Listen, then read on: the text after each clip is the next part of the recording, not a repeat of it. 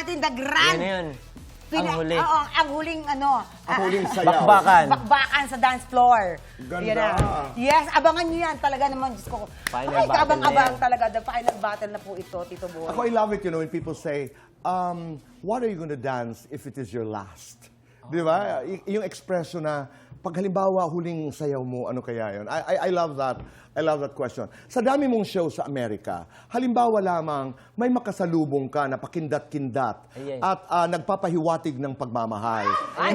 Nakabukas ba ang iyong puso para magmahal muli?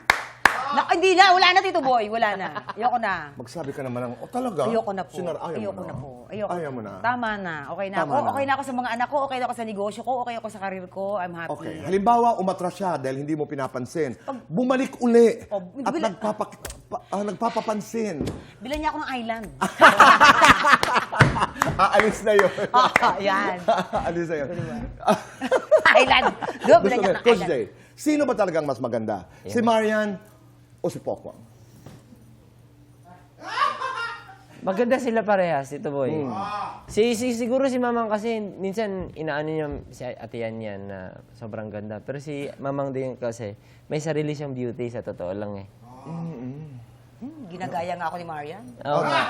Hindi, sandali. Ilabas mo yung sama ng loob mo pagdating sa kagandahan kay Marian. Kasi hindi mo pa ito nasasabi. Alam mo, yan. Alam ko, nanonood ka. Sana makarating sa'yo ito. Pasalamat ka, puyat ako lagi. Pero, tuloy masasabi ko sa'yo yan. Ay, malakas naman ako magkape. Bakit parang di ako nininervous? Hindi.